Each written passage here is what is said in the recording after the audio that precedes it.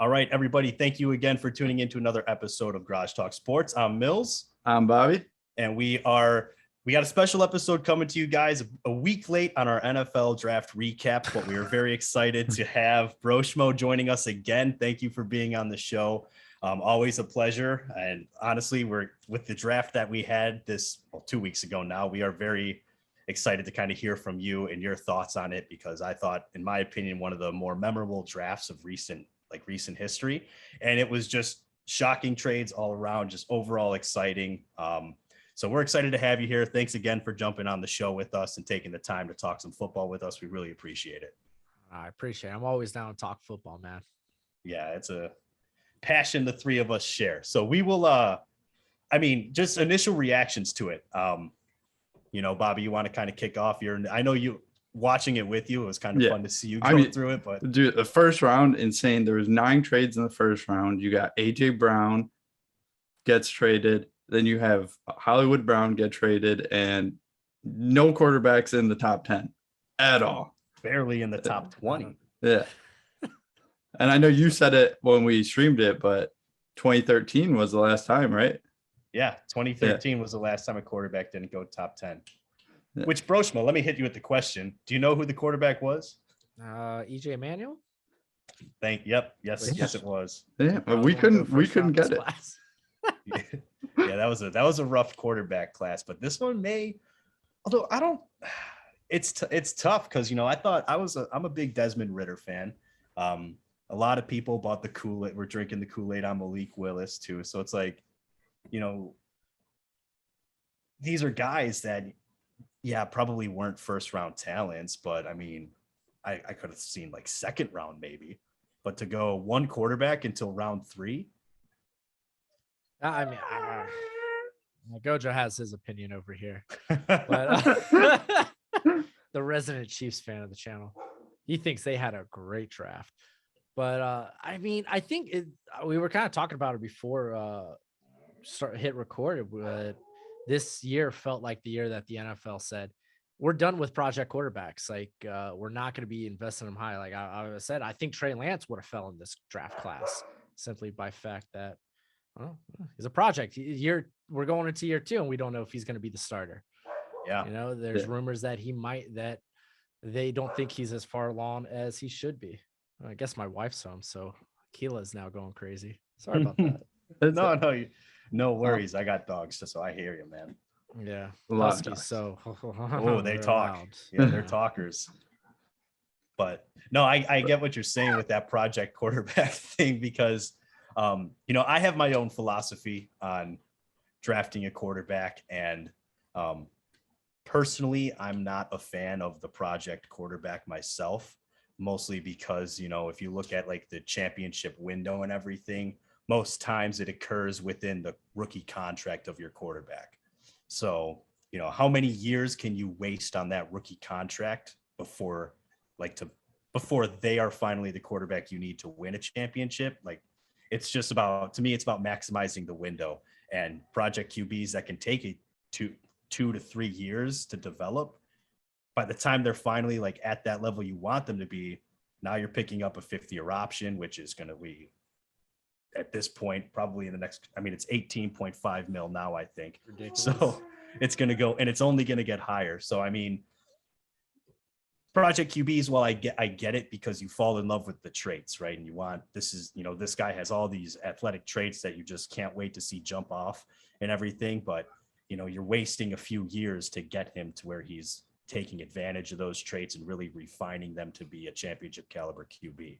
And then by that point, now you have to pay him. And just as kind of my opinion on it, everyone's got their own, but that's just kind of how I evaluate the quarterback position in terms of like drafting a QB.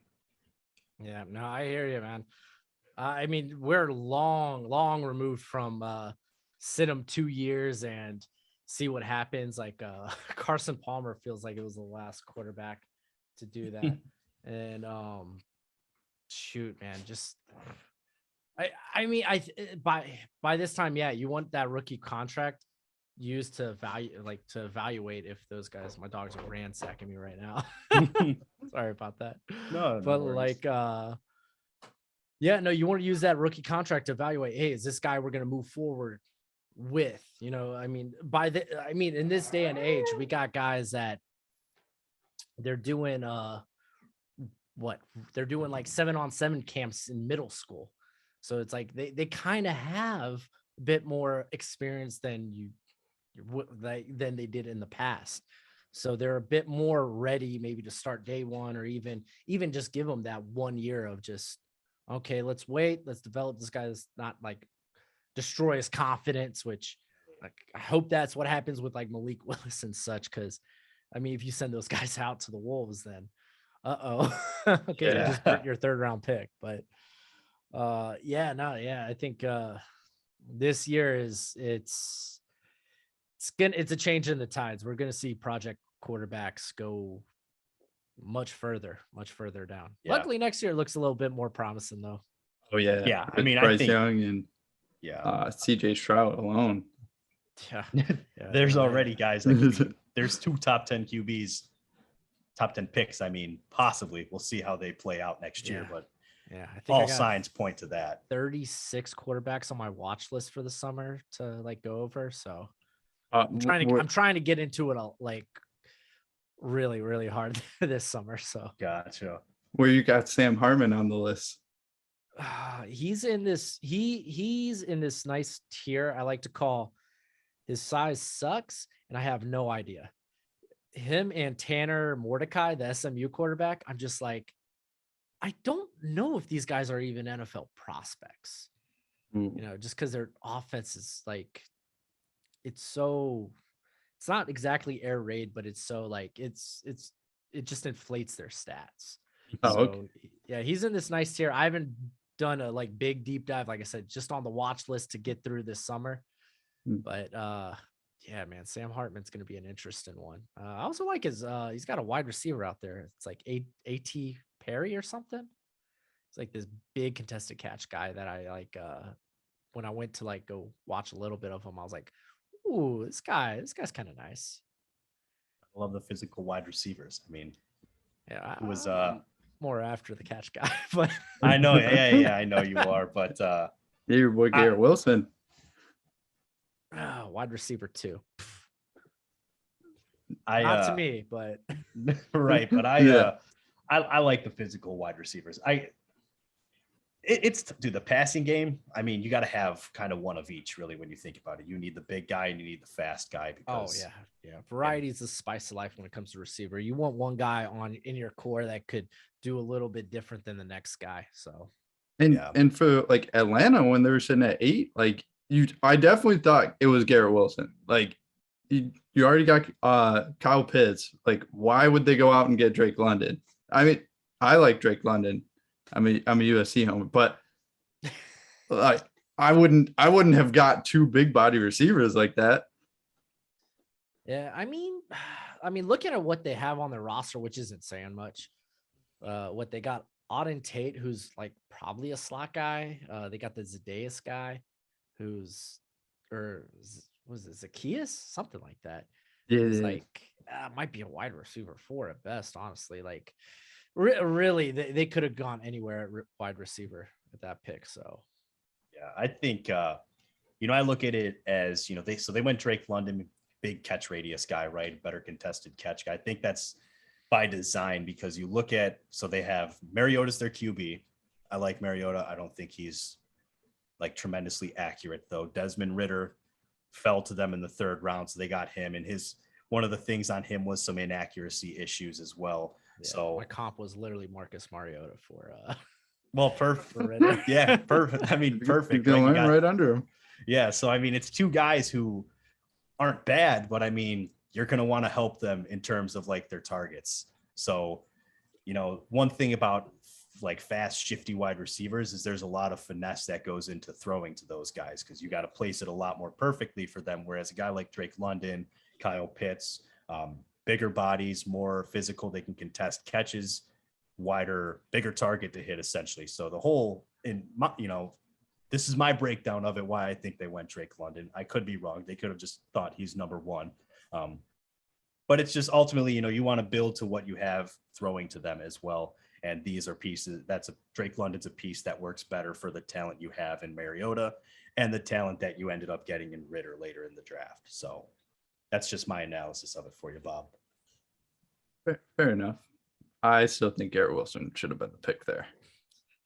Yeah, well, either or. I'm just justifying it. I'm low key. I'm not even gonna say I'm a Falcons fan. I was a Matt Ryan fan, so I guess I don't care. I guess I don't care all that much what the Falcons do anymore. But just trying to justify it a little bit. I still thought it was a fine pick.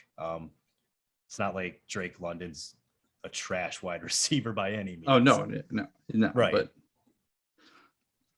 just yeah, it was the first shakeup. This was definitely a wide receivers draft, though. Oh yeah, and trades even. The fact that not only the AJ Brown trade happened stunned me, but the Hollywood Brown trade happened as well. And I'm just, oh man, that shocked that was me. a shakeup, wasn't it? Both of them shocked me, but the Marquise Brown being traded, it's like, dude, that was Lamar's guy, and it you can hear it now, man. I still can't really wrap my head around why that was the move. I get contracts and stuff are in play, but just weird. I liked the move personally. I thought they fleeced the Cardinals in terms of what they got back. Because I mean, Hollywood Brown, he wasn't going to succeed in that offense anyway, my opinion. Yeah. He did pretty well. I mean, we've seen, I'll say that. like, he's a guy that's honestly was at his best in the slot, and in the NFL, that's kind of a dime a dozen type of position, slot receivers. So them being able to snag they snagged a first out of that, or right? Yeah, they snagged a first. Shoot, man. I thought that was like solid. And they, again, coming on his contract year, they probably weren't going to go with the 5th-year option anyway. So fair enough. I I'm get a first round pick. That ain't bad. Yeah, that ain't bad at all, man. But I think he's gonna do well for the Cardinals, though. Yeah, I think he's going to definitely the right offense. And now Kyler gets his former teammate. So I forget that they were teammates in college, weren't they? Yeah, I know. I forget about that. It does, doesn't it? I mean, how long was that now? 4 years? Yeah. Right? Yeah. 2019? 4 years. Well, gosh, that feels longer. That feels so far away. Ugh, that sucks. Yeah, but back when I was younger and brisker. But the trade still that the one that shocked me was the AJ Brown trade, if I'm being honest. I don't like the move. If I'm a Titans fan, I'm not a fan of it. You traded your second best player when got a rookie. Once again, contracts play a factor and all of that stuff. But I just, to me, that was an L for the Titans, personally. So kind of would love to hear your thoughts on that. Yeah. It sounded like they just couldn't agree on money. The Titans, Titans were trying to not necessarily lowball him, but they just didn't want to commit the type of money that he was looking for. So I feel like it's right to move on at that point for the Titans. Yeah. I think they got adequate value. I just feel bad for Treylon Burks because the whole iota is like, okay, you are literally the AJ Brown replacement. Right. Like, you're the replacement now. And you're always going to be living in a shadow no matter what. Yeah. You're always going to be tied to that because that pick was literally the AJ Brown trade. So it's like you're always going to be tied to that. So if you come out and you don't commit, because AJ Brown was 1,000-yard receiver his rookie year. Like if you don't hit those benchmarks, there's going to be those that rattling. There's going to be those questions of like, oh, well, we lost out on the trade because you're not AJ Brown. That's the burden you bear when that stuff happens. I get it, right? They obviously weren't, the two sides were on different spectrums when it came to their contract and everything. And we saw it with the contract he signed in Philly. What was it? 5 years, 100 million or something like that. I think it was 4 years, 4 year million, with like and 52 or 80. something here. Or I was think it it was more than 80. I could be wrong. I could be wrong. I could be pulling too. this I out of just my all I brain. know 100 million was the total Yeah. value of the contract. 4 or 5 years. I but- feel like he's worth it. I mean, well, Oh, for I think 100 it's worth it. for Philly, that was the smartest move they could have ever done. No, yeah, I thought they maneuvered. Oh, I the think drafts it's pretty well. I thought it was a great move for Philly in like that respect. But it's just like the effect it'll have on Treylon Burks now is this is the comparison. All right, we traded AJ Brown because to get you basically, or like we believe you are capable of replacing him. We didn't want to pay him the money. You're the new guy, next man up, blah, blah, blah, all the rah, rah, rah stuff that they say. And it's a bad spot to put a rookie in. Granted, he's in a position that I think is not easier to succeed in, but rookie wide receivers tend to have a little bit more success their rookie year than other positions. So he could, for all we know, he could replace him perfectly. But it's just a lot of pressure to put on a guy who also doesn't have the greatest quarterback throwing to him in Ryan Tannehill. As a Dolphins fan, I can vouch. Yeah, I mean, I think AJ Brown did the fact that he succeeded and excelled the way he did with Tannehill as his quarterback. And Tannehill had his moments. Like, I'm not going to say he was complete crap, but I mean, he had his moments where he looked really good, but he also had his moments where he looked like Miami Dolphins Ryan Tannehill. Yeah. And I think last year you saw he was kind of, he was regressing back to what his career ultimately has been up until that breakout with Tennessee a couple of years ago. So it's tough because how quickly will Treylon Burks succeed? That's kind of going to be the evaluator for that whole trade at the end of the day. So yeah, very difficult. He's got Robert Woods next to him. That'll be nice. He's in a very, I would say he's in a very ideal situation, being a very play action heavy team that really relies on the wheels of Derrick Henry. So I think there's going to be plenty of opportunity for him to succeed, whether it's downfield, whether it's after the catch. Those are two things he's very good at. So it might not be necessarily as hard as people think, but yeah, that comparison's going to be, it sucks. Yeah, it's a tough thing to put on a guy. That's my whole thing is it's just a tough spot to put him in. But hey, they're pro athletes. They're millionaires. I guess put up, right? It comes with the job, if you will. So the other thing I wanted to talk to you about, though, was the first overall selection. Yeah. Trayvon Walker went first overall. Personally, I put it as my prediction. I didn't think it was actually going to happen, so I'm glad I was right.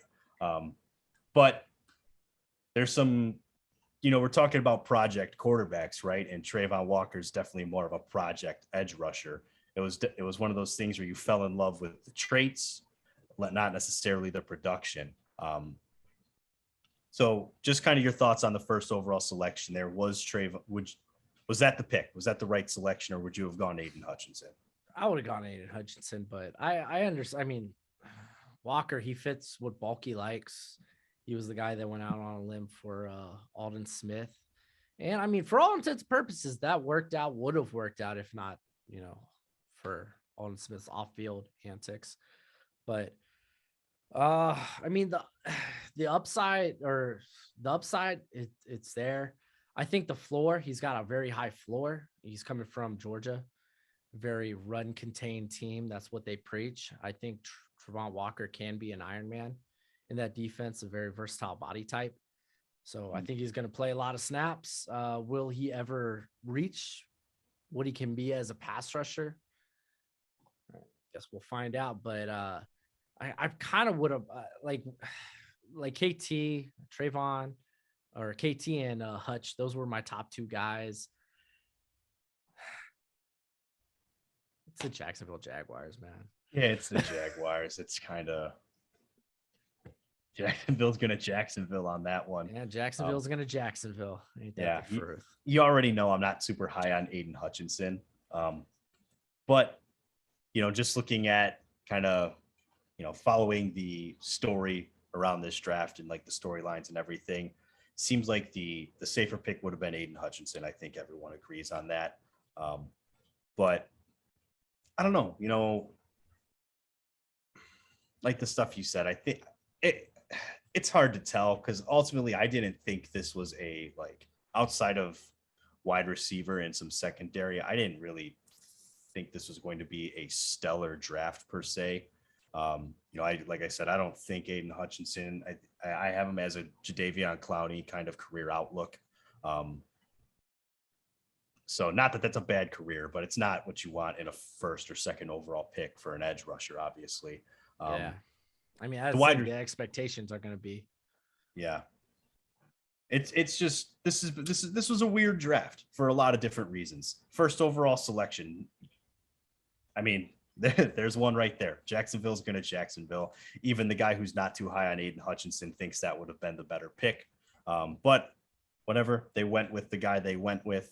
The guy, the big, I'm talking myself in a circle here, man. I'm sorry. Nah, you're good, dude. It was an interesting draft, man. That's really all I yeah. got. Some would say it was a Cole Strange draft. I mean, strange draft. Very strange. Yeah. Oh my goodness. That was another one. But yeah, it was. there's some head scratchers. This was the most entertaining draft I think I've watched. I think with just the quarterbacks being such a question mark, it really it just made the possibilities of this the predictability of this draft just throw it out the window. Right. Because typically quarterbacks dictate how you think the draft will go. And with that being like the biggest question mark, everyone knew any mock draft you put out there, you're going to crumple it up. You're going to throw it away. I mean, I think I was 2 picks in, and by that 3rd pick, I was like, okay, well, there it goes. I did pretty well for the first like 6 selections. I really did. But that brings me to another thing. So Derek Stingley Jr., 3rd overall. I know last time we talked, it was Sauce Gardner was the big one. That was the number 1 in terms of secondary there. And the Stingley pick, I mean, was that shocking to you? When it came to like the day before when I was doing my predictive mock, not so much because he was one of the 3 names being tossed around there. It was him, Sauce, and Ken McWanu. Yeah. And man, with Stingley, I knew Stingley was going to go on the top 10. He has that potential. He has that top 10 upside. But everyone's just looks back like last 2 seasons. Where you been? What you been doing? You got the Liz Frank injury. So there was a lot of questions like, are we going to get the Stingley we've seen the last 2 years, or are we going to get the Stingley we saw his freshman year? And you got to believe Lovie Smith thinks, or at least that organization thinks, they're going to get the Derek Stingley of old. So he's got that upside. He's got that playmaking, ball hawking ability. So it didn't surprise me too much that's where they went.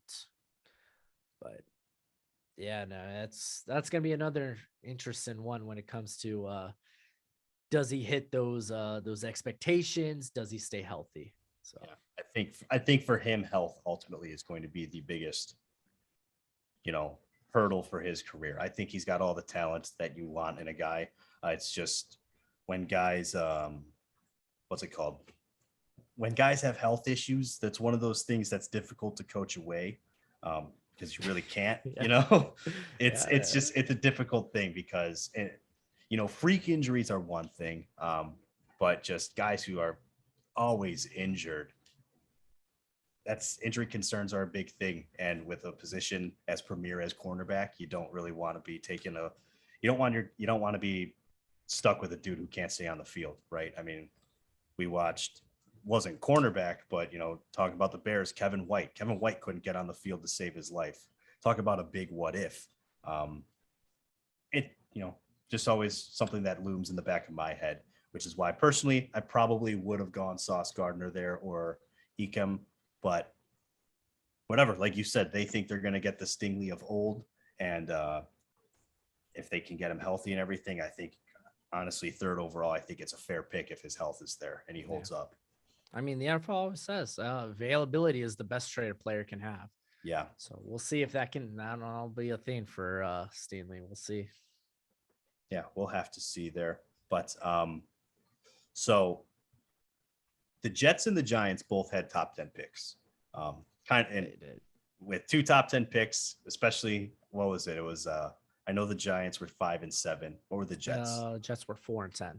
4 and 10. So the pressure is on really to nail. If you're going to keep both of those picks, the pressure's on to hit with both of them. So out of those 2 teams, just curious here, like which of the 2 would you say did better in terms of their first round? Oh, that's hard. I think they both hit it on the head, like hit the nail on the head, so to speak. Because for me, like Evan Neal and KT, they were my 2 of my top 3 prospects in this class. Mm-hmm. And I think the Jets did a good job by addressing the perimeter. I think the NFL is starting to learn that perimeter players are kind of where it's at when you're in a passing league. Receivers matter, cornerbacks matter. So that's really hard to say. I think they both hit it out the park. So the thing with Evan Neal, right? I'm an advocate for building through the O-line, and the game is won in the trenches. That's some people call that an old school approach, but I just feel like when you want to build a successful team, you need to have, O-line first, secure that, perimeter next, and then quarterback. I think personally putting a quarterback in, you should, if you can plug him into an already built to win team, that is your key. Like that is the premier way to win. It's the Kansas City Chiefs model in a way, when you think about it and how they plugged everything with Pat Mahomes. So I picked the Giants over the Jets. Both had very good drafts. I think they hit it out of the park with both of their selections. But just because of the value that I place on the tackle position or the O-line in general is kind of why I lean that way. And then also I was big on KT. I think I like him more than Aiden Hutchinson personally. I hear that. So I just, to get both of those guys, to me, just hits it out of the park. Yeah. I mean, the Jets are a bit further along with their offensive line. So true. Yeah, fair enough. Yeah. They addressed that last year, but I do like that Garrett Wilson to them, I think is a great fit. Surrounding, just another guy there for Zach Wilson, because Zach Wilson, I think, suffered they had a lot of drops last year, that wide receiving group for Zach Wilson. And then obviously with Sauce Gardner going to him as well. And then trading back up into the first round to grab Jermaine Johnson. That was a steal there. Yeah. Apparently they were willing to trade it back up into the first round again to get Breece Hall. Yeah. And I love the aggressiveness, right? I mean, this is the Jets, obviously they buy into what they've got going on there and what they've got brewing. So I love to see when GMs are aggressive and when teams are aggressive to really go get they think that they're a lot closer than other people might think, and just having it in you to go and make those trades. And, this is it. We're capitalizing on this draft. We're taking these guys. We're not going to sit back and hope. I commend that. That was one of the things I liked about Ryan Pace, his time in Chicago, is he wasn't afraid to be aggressive. So all in all, both teams I thought had really good drafts. And just because of the Evan Neal pick specifically, I really like what the Giants did, speaking strictly on their 2 picks in the top 10 for the both teams, obviously.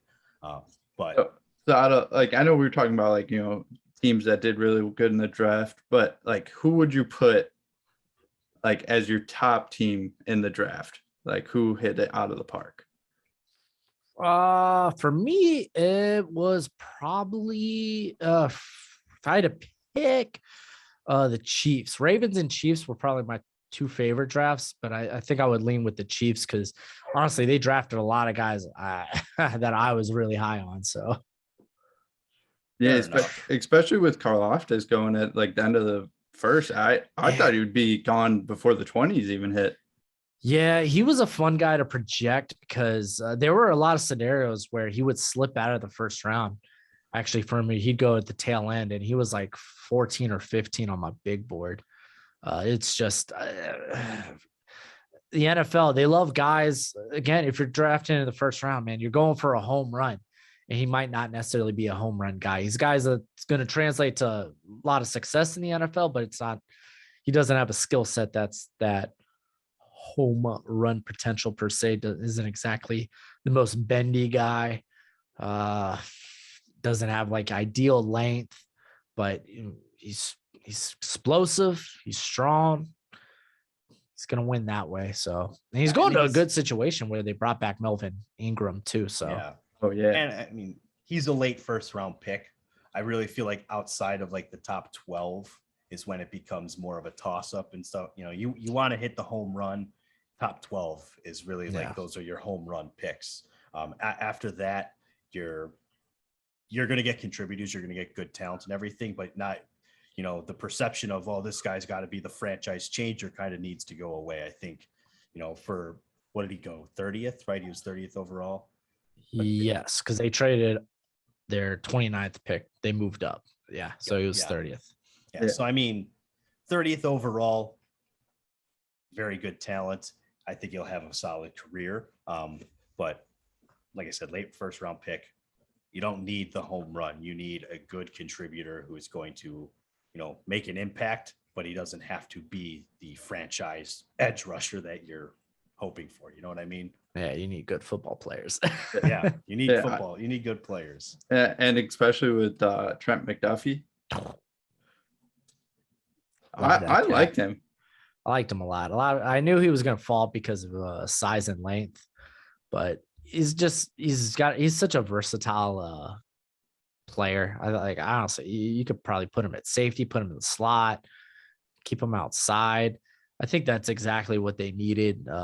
Moving on from the honey badger. So yeah, because I mean that's gonna hurt you a lot because he was like that whole defense for that secondary. Yeah, he did a lot of different things, but I think the writing on the wall was kind of there when they brought in Justin Reed. There we go. Yeah. But I think they did good. Even getting Sky Moore. And that was a trade back. They moved back from 50 to 54, I think, to get Sky Moore. And I was like, wow, man, I couldn't believe he fell. Couldn't believe some of the receivers going ahead of him. I thought that was wild. Yeah.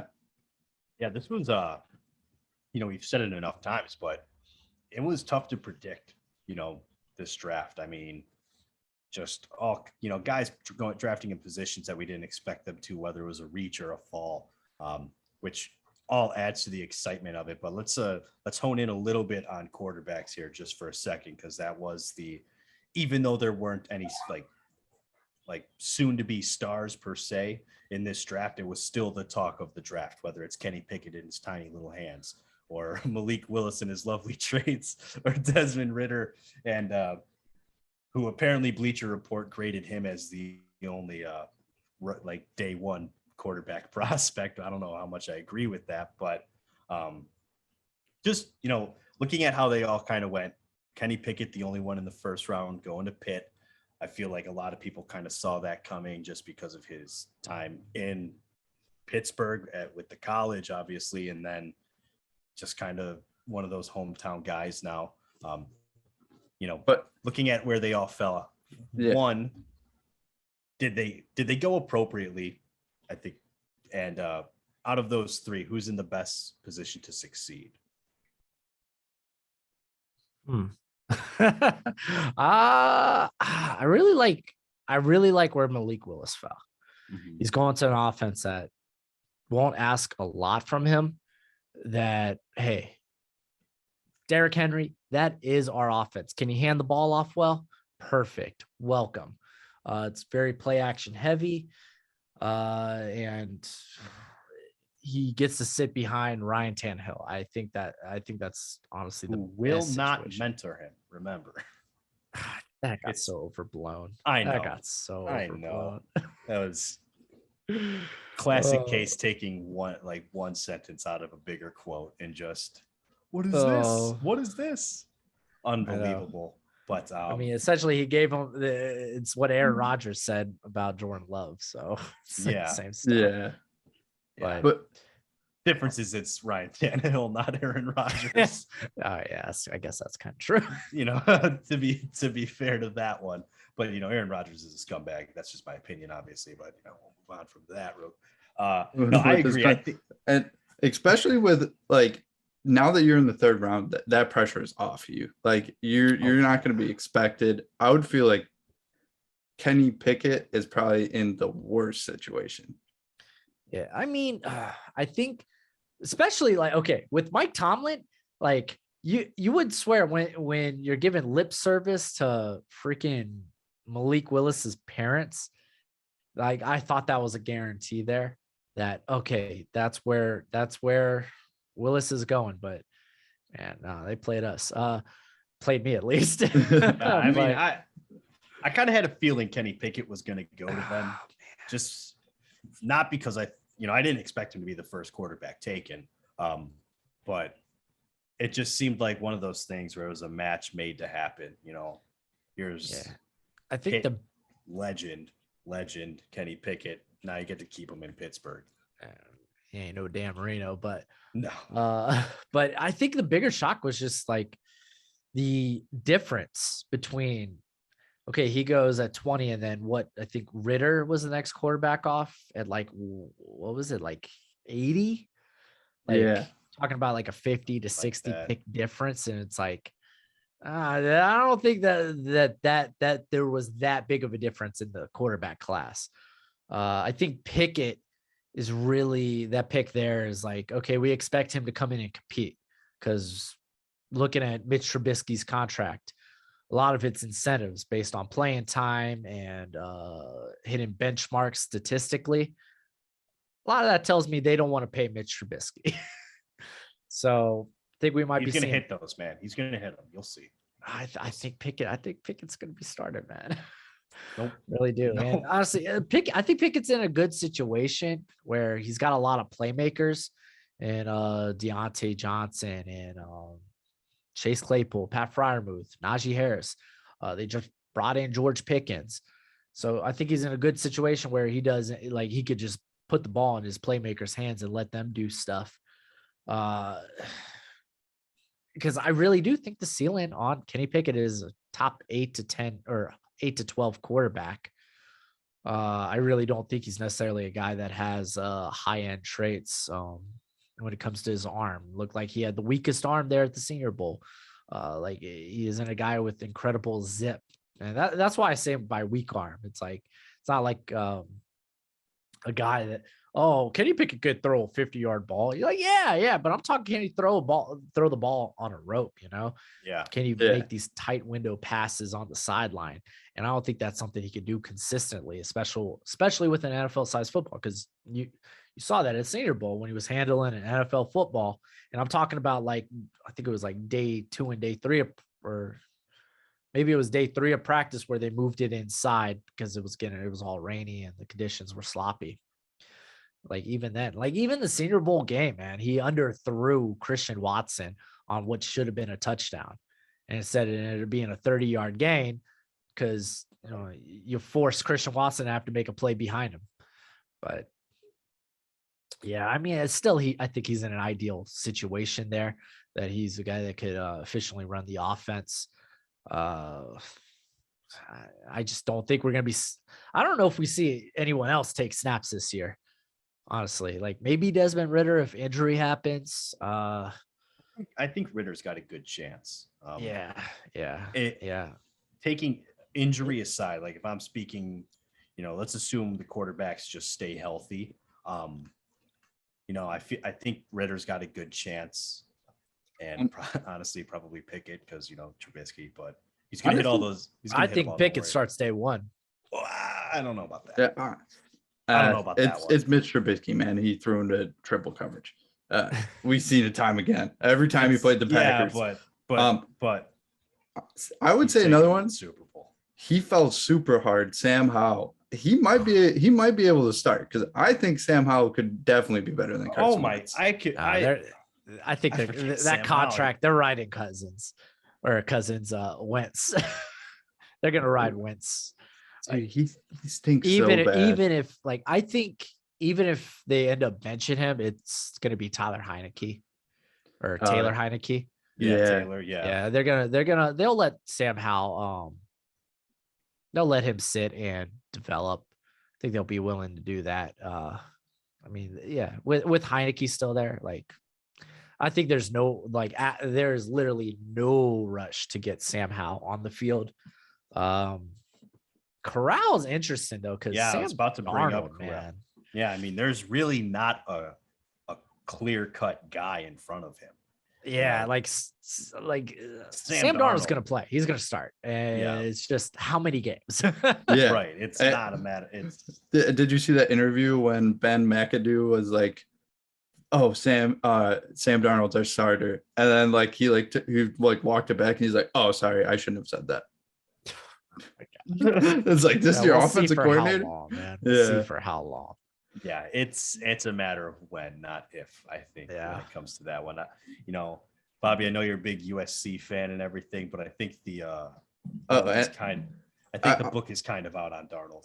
Yeah, I mean, I love him at USC. Don't get me wrong, but it's just getting to the point where it's just like, all right, man, he ain't it. And it's the same thing with Daniel Jones, in my opinion. All right, come on, don't be saying that about Vanilla Vic. Stop. Gosh. Stop it. No, come on. How if the book is out, if the jury's out with Sam Darnold, it's definitely out with Daniel Jones as well. Let's be fair. All right, man. Daniel Jones is better. I will agree with Vic. Oh my gosh. A man that ran so fast. He fell. That he only he could stop him. and he did. Oh man, we've all been there, right, Bobby? You've run so fast before you've fallen. Yeah. I mean, oh man, the only concern with Daniel Jones for me is I feel like he's going into a very similar situation as he was last season. I don't feel like they really gave him or surrounded him with a lot of help. Like Evan Neal's nice and all, but even the guys they brought in, like Glowinski's fine if he's like the fifth guy starting on your line. He can't be like, oh, he's probably going to be like our third or fourth best guy. I think they still got a question, or no, they got what is it, Feliciano or whatever playing center. Yeah, I think so. Yeah, and well, Andrew Thomas, he kind of like stepped it up a little bit. Oh yeah. Andrew Thomas I would say is their best player. Like Evan Neal, we got to see him play first, but I don't know who's playing that left guard spot because I imagine. Oh my gosh, I just said his name. It's totally escaping me. Oh, Glowinski. I imagine he's playing right guard. And they didn't bring back Hernandez. And I know there's another guy that they're paying a lot of money to, and he's not that good. Yeah, they got Shane Lemieux, but you better hope he doesn't play. Yeah. But one of those guys in trouble if he's out there. Yeah. In terms of weapons, he's got Kadarius Toney, and then he's got freaking Wan'Dale Robinson, Kadarius Toney 2.0, Sterling Shepard. He's got all these slot guys. Like, yeah, he's got what's his face? Kenny Galladay. Oh yeah, they were great last year. But yeah, I feel like their whole wide receiver, was completely injured. Like, yeah, I just don't have a good feeling that Daniel Jones is gonna. He needs to go somewhere else. He needs to get out of New York, man. Well, I mean, after 5 years, I'm not gonna. I don't know what team wants to pay him. That is true. Oh no, he's gonna find himself Trubisky and backing up somewhere. Yeah, that ought to be the case.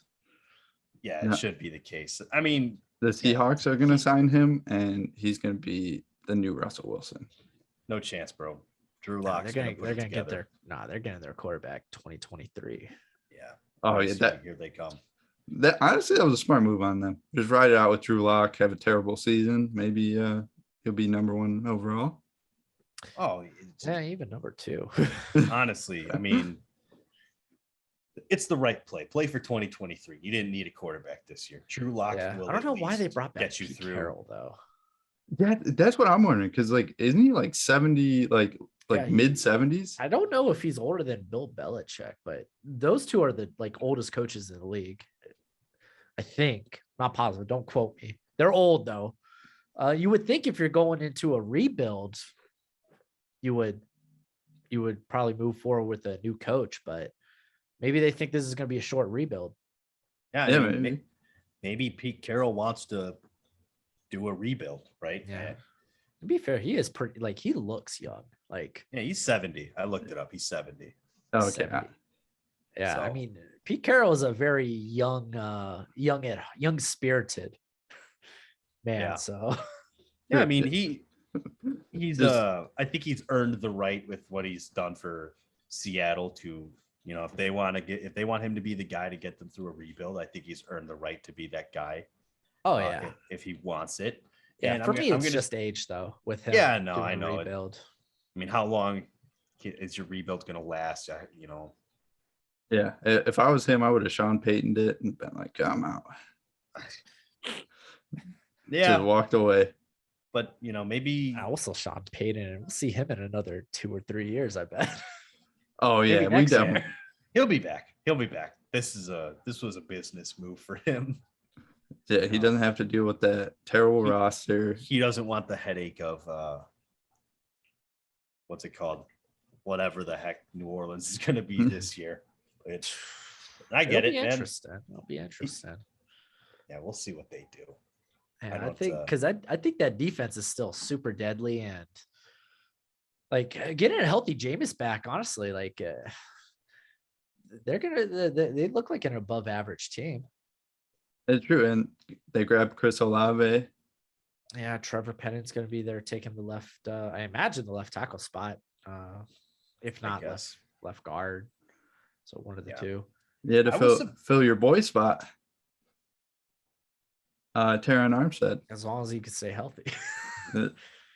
I That's all I ask now. I wanted him. Now I want him to stay on the field. yeah, Yeah. right. Now on to the next request for you, Tehran, please. Yes. But I'll be honest, the Chris Olave trade, I really did not see that coming from New Orleans. Makes sense to me.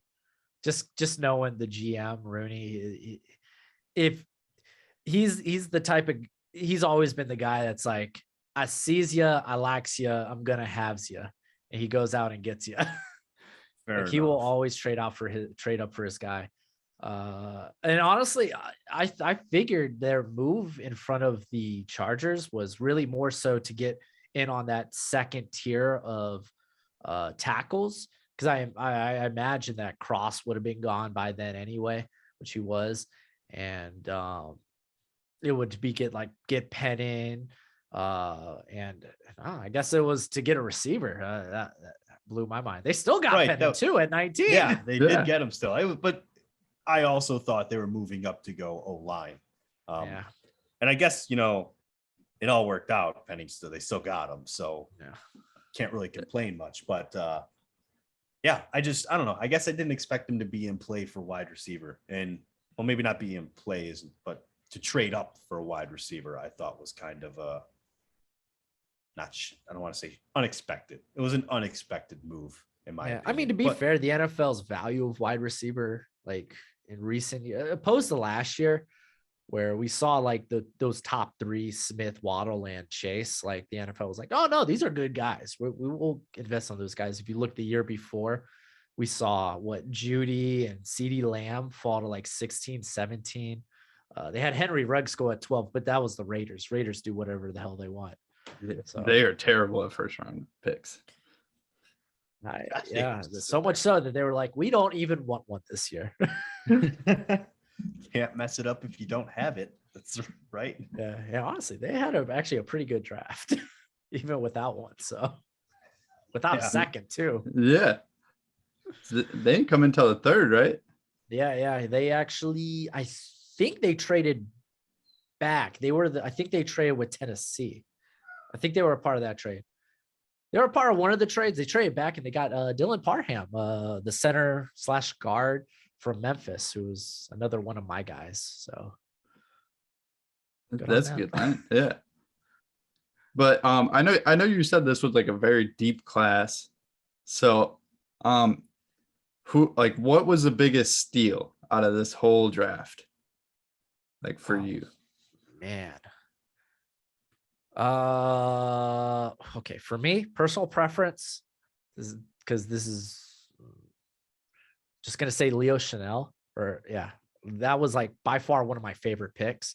It was a guy that I was like, you know what, I'm gonna go out on a limb. I'm gonna say he's my linebacker one.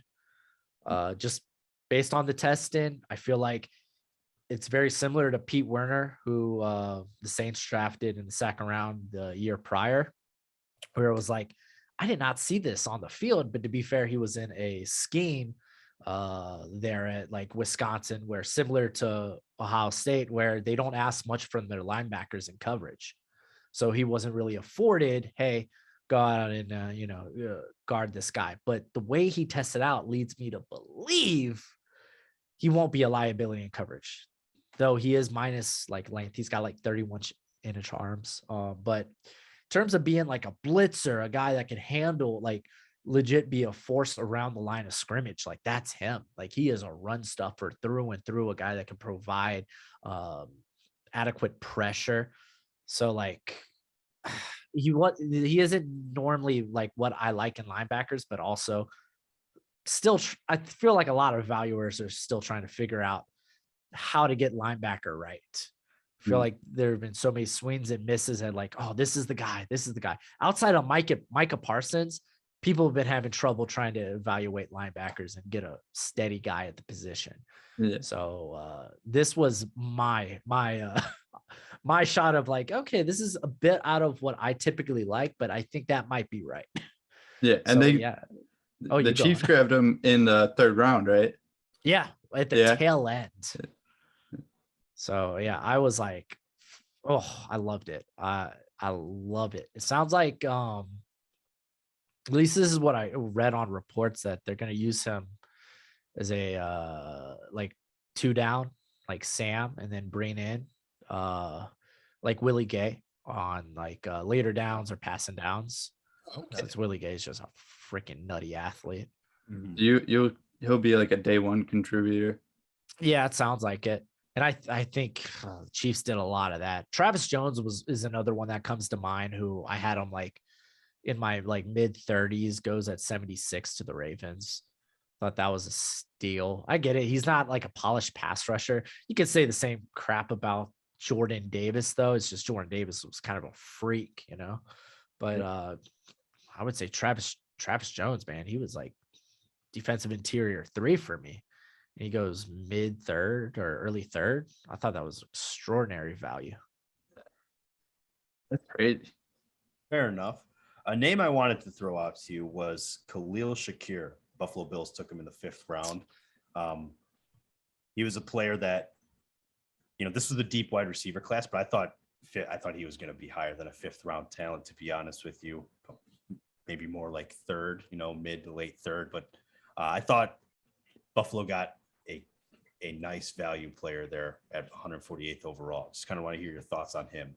Yeah, I had him as a late 3rd. I believe he was like, I think he just snuck into my top 100. Mm-hmm. I think probably a reason he fell is just because the NFL, when it comes to slot players in general, whether it's corner, whether it's wide receiver, they just fall. They just fall in the draft. The NFL doesn't hold high regard for those guys. Though you saw like John Mechie, which kind of surprised me. I'm assuming like the Texans see him more than just a slot guy.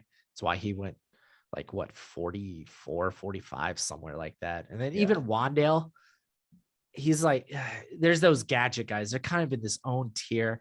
Yet I don't know what, like Tutu Atwell last year went like 50 something. and he's doing just like special teams. So it's like, I don't really like They're hard to count. evaluate. Yeah, exactly. I don't really count those as like slot guys. You know, Khalil Shakir, you knew this guy was going to be a slot dude. Phenomenal player, I think. He's a very crafty route runner. He can make these highlight catches. It's just his kind of like his drop rate it was like above 10%, I believe. He has a lot of focus drops on tape. But like, I think he's going to fit in nice as like maybe like a wide receiver 4 there for Buffalo, because they got Jameson Crowder there. So he's probably going to man up the slot since he's kind of like old reliable, you know. But, and Gabriel Davis had that breakout game. Oh yeah, he's going to be outside though. He's going to be the number 2 to Diggs. But I thought that was a really good pick. Yeah. Go ahead, Bob. And I know they grabbed James Cook, and I was kind of shocked by that. Well, like, would you have taken him there, or would you have? I thought it was early, but I get it. He is legit what they are missing in the backfield. They do not have someone that's like that explosive of a pass catcher in the backfield. Like, yeah, Devin Singletary and Zach Moss, they can catch the football, but not like James Cook. James Cook's just got, hey, I'm going to just run by you speed. Yeah, he does. He was like lightning fast, especially in a national championship. Oh, yeah. Oh, yeah. Soft hands. But legit, when it comes to contact, you could blow on him and he's falling down. Like, I saw him take like minimal contact and it looked like he was taking a wrestling bump. Like, it was pretty ridiculous. Gotcha. And then I want to bring it home to Chicago. We're Bears fans. We talk about it all the time. The Bears. They went defense with both picks. The pick that I really liked personally was the Jaquan Brisker pick. Yeah. I was a big fan of him coming into the draft. I'm glad they got him. Definitely needed to address that position as well. If you mind giving just a breakdown of him and your thoughts on that pick. Oh, Brisker. Yeah. He was probably one of the premier box safeties, maybe like even like a split high guy. He's like I think a good comparison is the Packers Adrian Amos. Like, just does a lot for your squad. He's very does a good job of not getting out of position. He's not like, though he tested better than a lot of people anticipated. If you watching the tape, he's just not a high-end athlete compared to some of the other safeties in this class. Mm-hmm. But like, he's probably the surest tackler. And I mean tackler, not just like among the safeties, but in this class in general. I think back in 2020, he had a less than a 1% missed tackle rate, which is just ludicrous. I think it was at like 5% this past year. And he's just very good at, he gets better as the game goes along. He has a very good understanding of route concepts and tendencies. Oh, okay, they're lined up here, they're motioning here. This is what they're probably doing, and then reacting on that. He's very good at not I guess you would say moving out of place or finding himself out of place. He doesn't bite. He doesn't get fooled very often. Yeah, exactly. Exactly. I really do like the pick as well. The Adrian Amos comparison, that's kind of what I had as like his player profile, right? His comparison, right, that we talk about. And I like it because I think, he's not Kyle Hamilton, right? He's not he has his limitations, but I think he's just versatile and very well-rounded in general. And then I think it's also a perfect complement to Eddie Jackson over there across from him. And that's for that safety room. I feel that Eddie Jackson, since Adrian Amos left, Eddie Jackson has been a shell of himself. And it speaks to how important Amos's role was in that secondary. And they never truly addressed that until, in my opinion, this pick. This is finally getting a complementary player to Eddie Jackson's style of safety, and a sure tackler in the back end is huge because Adrian Amos, very good tackler as well. So all in all, I'm very happy with this pick from the Bears. Because Eddie Jackson misses a lot of tackles. Yeah, but I mean, Eddie Jackson's a ball hawk. You want that guy roaming around deep field. You don't want that guy in the box. It's just a waste. Yeah, it's a waste of his talent. But I do like the pick. I'm not calling it a steal because it's the second round. I don't really. Yeah, I think that was about the right value for him, Mhm. but it was a good pick nonetheless. I think a good pick, good fit. Yeah, and he was the pick that I liked the most for the Bears in this draft. So had to talk about him, especially because I love the safety position in general. I think it's an undervalued position. So yeah. I kind of wish always the Bears would have loved Justin Fields a bit more in the draft, yeah, that was or at least free agency. nothing. See, that's the thing. Like, do I like the players they picked? Well, just sticking in their second round selections. Yeah, I'm Yeah, I don't no, got they picked good players. Yeah, I thought they made good picks. The problem is that what did we do to help our rookie, or not rookie now, but our hopeful franchise quarterback, a 5th round O lineman. Cool, that's great. I can't wait for another one of those to be starting on the offensive line. 25-year-old rookie wide receiver. Yeah. Oh, you mean return man? Yeah. I don't care so much about his age, but it's just like, still, what are we doing, man? So it's like, You're not going to expect a second contract with Mr. Billis Jones. Yeah. no. So I'm just like, what are we like? What's the move here? I don't. You hear one thing from Ryan Poles and you see another, and so far the losses on the offensive side of the ball have been far bigger than what they've brought in. Byron Pringle, really Likes to do donuts, though. Yeah, he does like to do donuts. Who doesn't? It's an empty parking lot. I can't blame the guy. Yeah, but who gets arrested for doing it? With the kid in the Ryan car. Pringle. Okay, yeah. Well, Wait, he had his kid in the car. Yeah, yeah, his kid in the car. That's Wait, how ultimately old why. how old is his kid? I think it was like 13 or something. Oh, okay. I honestly thought it Wait, was how a little old is kid. Pringle? Wasn't he a rookie? Like, Oh wait, no. He 4 was not years ago? 13. He was Yeah, not wait. I was 13. like, wait, that's like a never grown know. ass man. Yo, what a stud, It was a young- man! Out it here was getting a- girls pregnant at 13. It was a young kid. That's right. I forgot. He's young. I tried to make it sound better, but it. Yeah, you're trying to defend mean, the man. I mean, honestly, like if the kid is like, I What's think the old age enough to where sit that's in appropriate? in the passenger seat, I'm like, okay, I get it. You're in an empty parking lot. If it's a baby, I don't think it was Yeah. a baby. I hope I it think it wasn't was a a baby. baby. I think it was a No. 2 or 3 year old, but We'll say the kid's 5. That's Like that's too bare young. minimum. That's too young. That's probably but no, they did nothing really in the grand scheme of things. They really did nothing for Justin Fields. And cool, we can have this ferocious defense and everything, but we had a ferocious defense and our offense sucked for the last 3 years. And here we are again. It's the same recipe, essentially, trying to hope it tastes different, really, is what they're doing. Not surrounding Fields frustrates me. yeah, It's now tough, that man. ferocious It's defense is minus Keem Hicks and Khalil Mack. So Yeah. Yep. Yeah. That's Bilal Hey. Nichols, Eddie Coleman. Hey, Yeah, gosh, man. There's ferocious defense. at least you got Larry Ogunjobi. Oh wait, yeah, it kind of seems like the Dolphins did the exact opposite. They went out and did everything possible to acquire people and just because that's how you fairly evaluate a quarterback. All right, you have a legitimate offense. Be fair, the offensive line for me is still up in the air, but now you have an offense. Let's see what you look like. Good, bad. All right, we're drafting a quarterback. Yeah, all here right. we go. We've supported something. you now. It's your turn. We've done our part. Now your job is to capitalize with it. Exactly. It's just it's frustrating. And how Justin Fields has not been afforded the same luxury. Maybe they do it No. next offseason. Well, I mean, they're gonna have a ton of cap space next offseason. So Yeah, yeah, well, like there's no excuse. 136 mil. There's no excuse next offseason Yeah. when really the only notable guy you need to re-sign is Roquan Smith. There's no excuse to not go out and be aggressive and help Justin Fields. Exactly. Then again, it's the Bears, and the Bears will be the Bears, and they'll mess up somehow.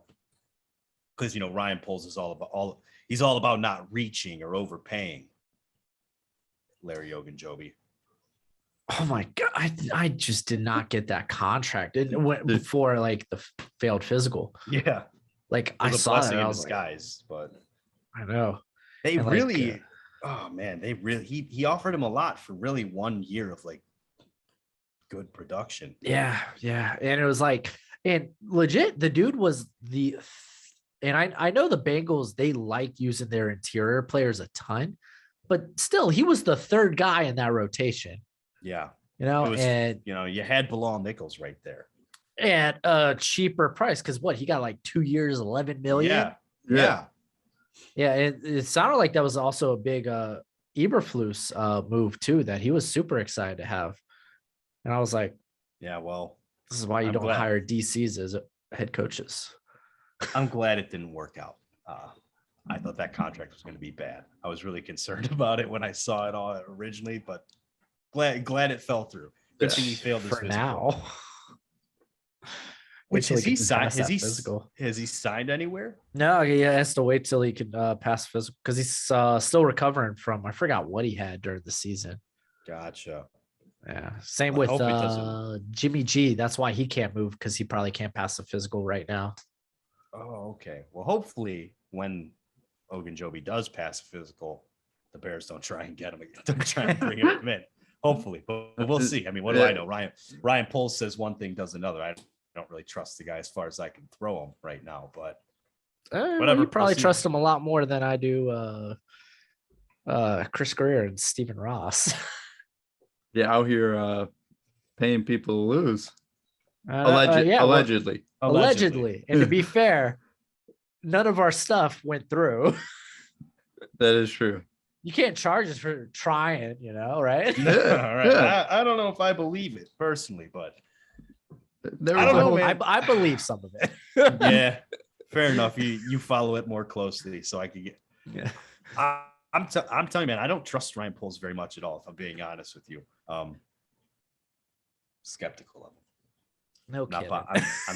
I'm not buying into what this dude's selling at all. Oh yeah, and the moment he blew up our team, I was like, man, don't like this guy. I saw the Khalil Mack thing coming. I really did. I thought the writing was on the wall with that one. Contract was big, and just you needed to get money. Yeah, you need to get money, and it was a move for next year, not for this year, obviously. But man, and it turned into Jaquan Brisker, so that's pretty cool too, if you ask me. But I'm not buying in. I'm not buying in. I'm trying to find positives. When you put it that way, I don't know. Khalil Mack, Jaquan Brisker. Yeah, not good. Yeah, not we good. turned it into a less valuable position. Yep, but younger and cheaper. And cheaper. It's frustrating being a Bears fan. It just is. At least you'll have better special teams than the Packers, though. Will we? Well, actually, to be fair, that's a very low bar to jump. Yeah, but they took Pat O'Donnell, which actually really upset me. I don't know why. That bothered the hell out of me. But what's that guy's name? The Raiders head coach. Is the interim head coach? Rich Bisaccia. The interim. Yeah. He's their new special teams coordinator. So maybe they won't have. Oh yeah, he's with the Packers. Yeah, he signed to be the special teams coordinator, and then they got Pat O'Donnell. So gosh, what a move! I don't expect Packers to make moves like that. Interesting. Yeah, they went after him. Yeah, I did not. So I don't know. I don't think they're gonna. I think the Packers are gonna have better special teams. Especially because Pat O'Donnell's there, and Pat O'Donnell's a goat. But you got Velus Jones though. Yeah, true. That's true. Got a third rounder, man. Like he's the second coming of Devin Hester. Dude, if we had another Devin Hester, honestly, it would be more enjoyable. I would just love to watch it. I would rather watch 40-something-year-old Devin Hester trot him out there. Let Soldier Boy play in the stadium while he's out there so he can take a touchback. And he got snaked out of that. Give that man a Hall of Fame. He deserved it. Yeah. I think he earned his spot there, but whatever, the league is the committee will do what they want, or the press, whoever votes on that stuff. Now I can't keep up. So many different people vote on that stuff. But no, moving back to the draft, you mentioned it at the beginning here that it was a Cole Strange kind of draft. Oh yeah. Just, Yeah. dude, like what? And I hate Patriot fan. Like, okay, I'm not a hateful person. I don't hate. There's really only like few things I hate in life, you know. Tom Brady, Bill Belichick, stuff like that. And really, Patriot fans. no, not even Patriots fans. Like those guys, I don't even associate with them with like the Patriots. Individuals, if they didn't exist, I wouldn't care about the Patriots, and no one else would either. Like, Fair enough. Fair enough. Fair but enough. man, Patriots fans really delude, like some of them delude themselves into thinking it's like, well, shoot, let it play out. These guys might be good. And it's like, you don't get it. Like there has to be like, you have to use the consensus board to at least know, hey, this guy, he's not valued as a first rounder. He's not. He's just not. Let's continue to trade back because guess what? We're good at that. We actually just did it in this draft. Why not do it again? Oh, what's that? The Jets? They want to trade back into the first round for Breece Hall? Please, because we want Cole Strange because apparently we have like 20 people on our draft board and didn't look at the rest of the draft. Like, you just gotta understand where these players are actually valued. Belichick. Even if It's Belichick. it's wild, it's ridiculous, and like it went for their whole draft. Like they ended up drafting like two guys I really liked at running back, Pierre Strong and oh gosh, who was the other? Oh no, name's escaping me. I have to know. Was it the Sandy or the South Dakota State running back? Yeah, that was Pierre Strong, and they grabbed someone else. Patriots draft. But essentially they grabbed two guys that were literally the same as what they currently have in that backfield in Ramondre Stevens, in Damian Harris. Like, if you're grabbing guys to have a running back by committee, you need variety. Variety is the spice of life. I talked about it earlier at receiver. You want a few guys that can do some different things there. You need that at the running back position. I don't know why you go into day 3 and you're like, oh no, let's just grab like guys that do have similar roles. It legitimately makes no sense to me. Then they grab like a Jack Jones, who's going to be probably a slot guy at 5. He's 5'11", which, okay, that's fine, but he's like 171 and he's like 24. He's never been able to gain weight. What makes you think he's going to gain weight now? And it's like, I'm not mad that they took a slot guy. I'm mad that they took a slot guy after in the 3rd round, they took Marcus Jones, who's a slot guy. Like, there was no rhyme or reason to their draft. It's just, and then you hear well, you know, Belichick deserves the benefit of the doubt. Belichick deserves this. And it's like, no, just no. Kevin Harris. There we go. Kevin Harris. I finally got a moment to look over. But it almost seems like Belichick is just like losing touch. It's like, you know. I don't know if it's losing touch. It's just, I don't know. I mean, he's got history behind him, you know. It's like, it's just, I just don't think this was a good way to like navigate this draft. It wasn't. Like, trading up for what was it, Tyquan Thornton, who arguably you could have said was like a 3rd rounder, but you trade up into like the second and grab him instead of like a Sky Moore, who I would say is a more impressive prospect. Like, I don't know. Then they grab Bailey Zappi in front of Sam Howell, which I get it. You're grabbing the better backup guy, you know, is going to be a backup, and you're not going to risk the upside of Sam Howell. Be like, you know, we just want to get a guy we know is going to be a very good backup.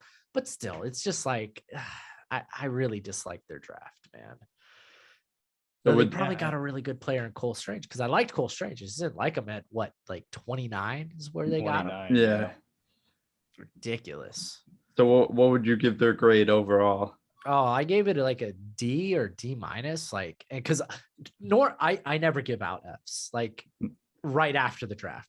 I'll let it sit a year, and that's when I go like do my reevaluation videos. Like, I just did one today on the 2021 draft. That's when I'm comfortable throwing out, oh no, this draft class so far looks like There is no promise. I don't mind throwing out Fs. I literally considered throwing an F on the Patriots draft, man, because it literally made no sense to me. The head scratching one. That's just you don't really know what to say about it. I'm out of curiosity though. What are you grading the 2021 Bears draft? Oh gosh, I think I gave it an A, just because. Ryan Pace in his last draft gets an Yeah, A. I mean, Justin Fields, you got your friend. I'm pretty lenient when it comes to they grabbed their quarterback of the future. Mhm. That's going to be an A for me. And since the write-in is currently still on the wall for Justin Fields, let's wait and see. But honestly, I loved Khalil Herbert. I really don't think you're gonna. Yeah, I don't think you're gonna bring back Devin or was it David Montgomery on a second deal. Like, why pay running backs when you you got his replacement in the building? don't say that. I have his jersey. That's Maybe they go a good 1-2 punch with those guys. And I had Cohen's jersey. No, don't pay running backs. Don't pay running backs. That is true. Yeah, Bobby, don't buy a running back jersey unless it's Peyton. Yeah. Thomas Graham. Yeah, He's gonna be a legit slot for you guys. I had him as a 3rd round grade. I was very frustrated with how long it took for him to play last year. Yeah. It was just more of that head scratching decision making from the coaching staff. It didn't make much sense at all. I mean, you got Tevin Jenkins and Larry Borum, and Borum honestly outproduced what I thought he was gonna do. I mean, Jenkins, I guess we'll find out. Yeah, he kind of gets a wash because of injury, and then not much playing time. But injury always worries you, especially linemen, back problems. No, man, it's such a physical, I guess some would say the most physical position. Yeah. So, yeah. Well, I don't think A's great. It's Ryan Pace. He drafts well. What can you say? Yeah. No, I thought it was a very impressive draft. Yeah. And especially going out and getting your quarterback too. I guess we'll see in another year. Yeah. Well, I mean, with the moves they've made, can you even tell after another year of Fields, where is what am I looking for? When do you just, if a team doesn't surround a guy, where do you reach the point where you're like, this just isn't the guy? Or do you just keep passing along that, well, we don't know. At what point do you stop saying, no, we know? I don't know. I'm kind of curious if Eberflus even thinks he's the guy. Because I feel like this just wasn't an off season where it was like, yeah, no, let's surround this guy's my quarterback. I don't know, man. Maybe like subconsciously it's like, oh no, this isn't the guy. We'll get our guy later on. I don't know. That's just me kind of like, but there were some rumors flying that a lot of their candidates weren't that high on Justin Fields. That's ridiculous. I love Fields, man. Weren't willing to commit to him or whatever verbiage you want to use, but essentially weren't buying in on the Fields move, and that's why some guys weren't even brought in or weren't given second interviews. So that could be the case, right?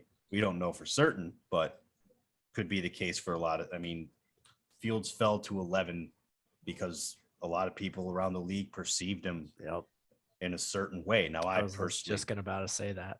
Yeah, I don't see it. I don't know why. Like, for whatever reason, he was the dude who got picked apart in the draft process, and people have one opinion of him or another. And it could be the case where Eberflus isn't really in on him. He wanted his coaching position, so he's going to kind of say what he needs to get in, and then we'll see what comes after, right? I thought I would say you would think you just came from the Colts where you have been struggling to find the guy after Andrew Luck, that coming in here, you'd be willing to okay, this is a young prospect. Let's give this guy a shot. Let's surround him. Let's see if he's our guy. I feel like you would want to be eager to find that out, right. Which he might be, who knows? I don't know. I'm just speculating. Yeah. Yeah. And especially after missing the playoffs because Carson Wentz is one of the worst QBs. Hey, man, get your comrags out for Carson Wentz. Yep. I love that meme, man. I love that meme. Yeah. Still the best name. Yeah, honestly, I kind of forgive him for not going with like Red Hogs. The Red Washington is quite the organization. Yeah. At every corner, they find a way to mess up. Yeah, they go in. What? They trade down, but they grab Jahan Dotson, who okay, now you have Curtis Samuel ×2. Okay, interesting. Just Washington, man. Like, what's the direction? What's the plan? Is there anything? Poor Riverboat Ron's over there. It just kind of, Man, well, I don't looking know, like man. I honestly don't know. I don't know with that squad. That's oh, I don't even know where to begin. right. Exactly. There's just That was another team with a peculiar draft. Like Fedarian Mathis, like he's a solid player. He's gonna be a good player in the NFL. He's just not a high upside guy. And I get it that a lot of their interior talent left via free agency this year, and then now the Deron Payne Deron Payne might be gone after this season. So I don't know. I don't like take him instead of like Travis Jones. Like that was kind of like okay, whatever. I guess he's gonna be a good player, but like Brian Robinson in the third, it's like, what are you doing? Like, why? Why go after a running back? And then I got Washington fans on my freaking comment section telling me it's like, oh, that was a good pick. We needed a power back. You needed a goal line back. Oh, cool. Oh, cool. That's great. You know what's a great place to get that? Late day 3. Exactly. Right. I liked Brian, but I like him too. I wouldn't have taken. Yeah. But yeah, I wouldn't have taken him there. No, but again, man, like it's Washington. It's just more of the same. It's the stuff that upsets people. Calls for their name or for what's his name? Schneider, Dan Schneider, Yeah, right? Dan Schneider. Dan Schneider. Very, very fishy Schneider. Yeah, but But one last question for you. I know quarterbacks fell a lot in this, but one person who fell even like the most was Carson Strong. Yeah. It's the knee. I mean, Really? yeah, because guess what? He's got a history with his knee. Like when it came down to like I think it was his senior year in high school where he had like the major injury, and then he re-aggravated it, I believe, after the 2020 the 2020 season. And then right before the 2021 season, he had like cartilage drained out of it. So like there was a lot of concern that it might be a degenerative. generative. Oh, Yeah, that word. I'm great with words. That's why I put on the glasses to make me look smarter. But worry if it's something that'll be harmful in the short term, long term. And we already know he's not a mobile guy. Like he flashed a little bit more mobility than you would think at the Senior Bowl. But at the end of the day, you know he's not going to be a guy that can extend plays with his feet consistently. And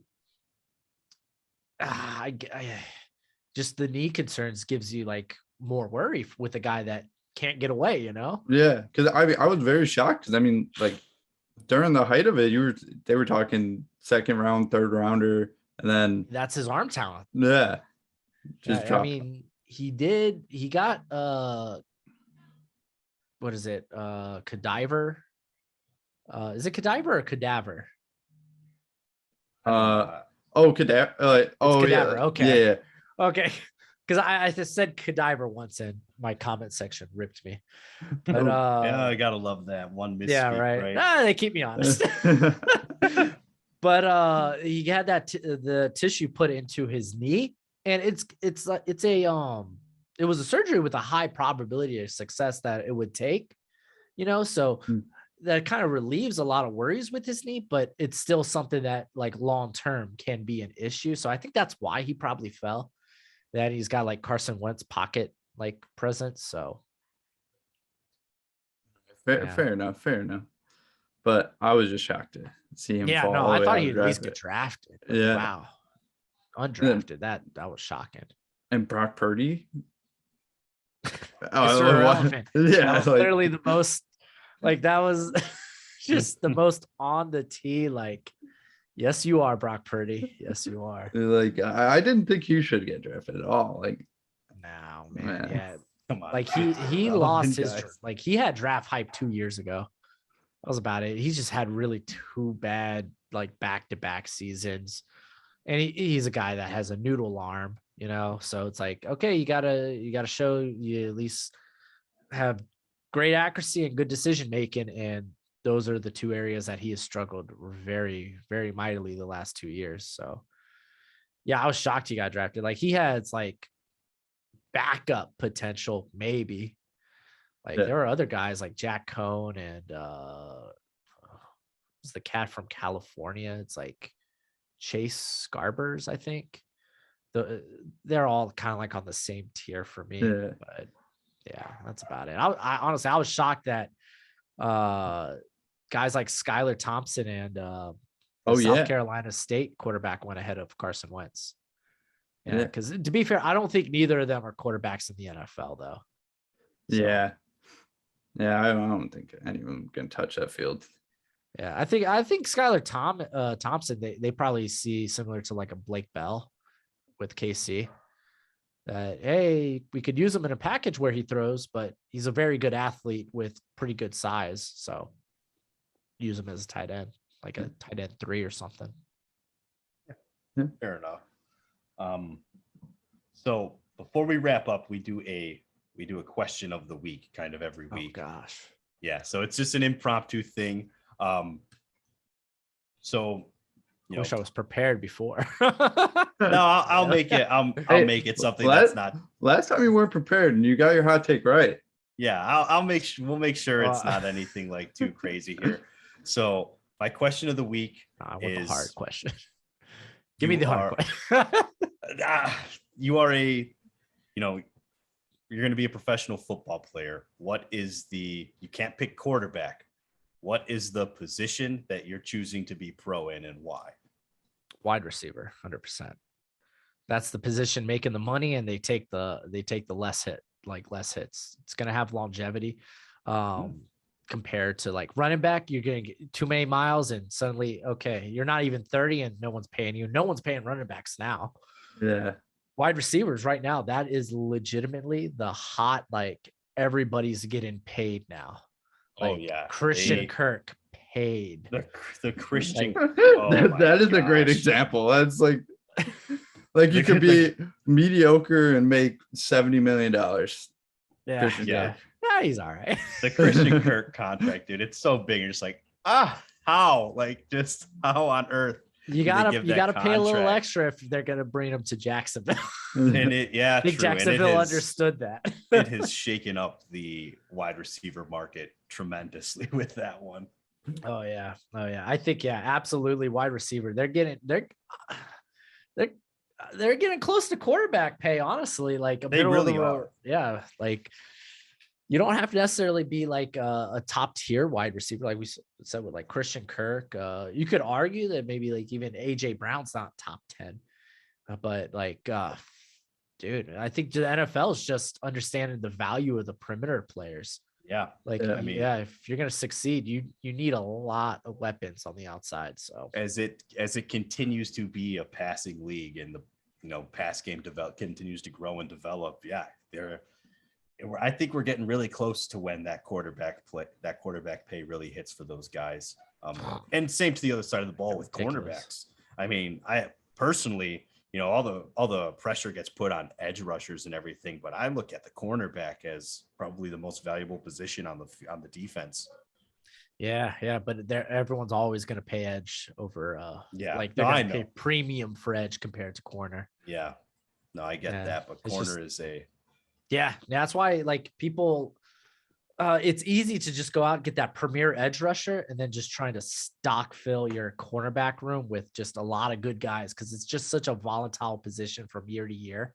Mhm. that even like some of the best players, like the top 5 corners, like they're maybe outside the top 10, top 15 any given year. It's just a volatile position in terms of production. It's better just to have a quality rather than just one great guy. Yeah. That's a good point. That's a position that definitely it needs depth to be a good position group. My answer for me personally, I said it earlier in the show, I love the safety position. I would definitely be going strong safety or just Yeah. safety, less specific, but just like to sit back, watch the quarterback play some good deep zone coverage and, try and be a ball hawk, see if I can. No, I want to get paid. I'm gonna take Pay the to play. lazy route on this. Kicker.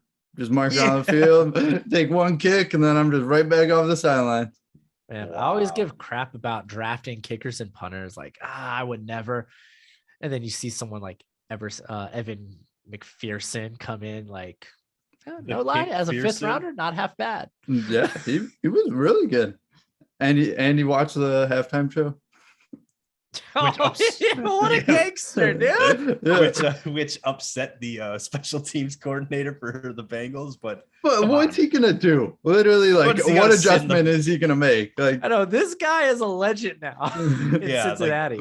just chilling there, like his Oh, leg got you there. His leg got Exactly, you there. Let him like- enjoy Snoop. Come on. and I believe he tied Adam Vinatieri's record. I think it was 14 points, in the playoffs. oh yeah. Yeah, so I believe he I tied mean- it as a rookie. Did he miss a No. field goal this year? I I think maybe the Packers game that went into OT, because I think they had a few misses back and forth, but I know he was perfect through the playoffs. Yeah, I was Yeah. gonna say I know he didn't, so didn't miss in the playoffs. But yeah, no, the Packers game. Did they beat the Packers in that game? I don't remember. No, I think Mason Crosby won it for him. Yeah, because Which- he missed. That's yeah, getting no, he did rarer miss and it. rarer to say year by year. And he's Yeah. almost Yeah. becoming the issue they lose. The reason they lose now. No, man, he's just one of those guys that's now like, hey, you were good back a few You years had ago, it, but and then but you lost it. Yeah, it's time. It's time. I'm But, pack it up. yeah. All right, But, before we let you go, we gotta get one more hot take from you. We're gonna put it on the Oh board yeah, you again. got to renew your hot take now. Yeah. Now that Yeah. they have all been settled. Let's do it. Sure. Sure. Any sure. hot take? Just Any hot take, You're not gonna even anything. give me a subject? Well, we can keep it football related. Yeah, you can- That's what- specific. yeah. All right. How about we'll narrow it down for you. All of the QBs taken in this draft, who will have the most successful? Well, that's tough. like That's really tough. narrow. That's All right, that's well, tough. Yeah, I know Well, you're not gonna figure that out for another. That'll be a while. At least 4 years.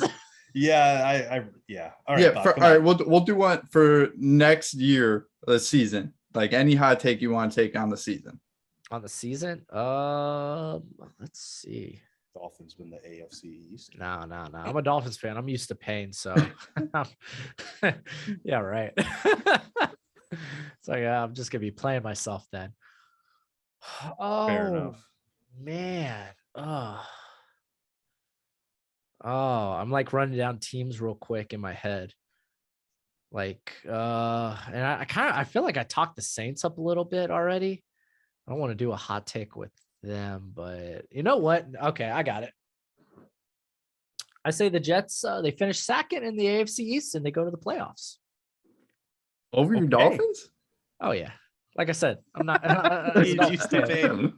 He's used to paying. Well, Bobby. Come on. as a Dolphins fan, that's a very hot take. That is. But I mean, All right. We'll get that put up on the board next week.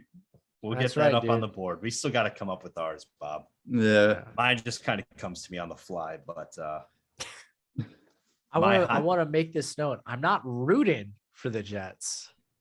I'm just saying I think they take that next step. Like looking at that team, they're very well put together. And like that draft, they got 3 people that are plug and play. Oh yeah, 4 I would say. Yeah. Yeah, Wilson, Johnson, Hall, and Oh yeah, Sauce. How can I forget Sauce? Yeah. Like, dude, that secondary to me, that cornerback room is just so good. Like they have DJ Reed, who's already familiar with Salah.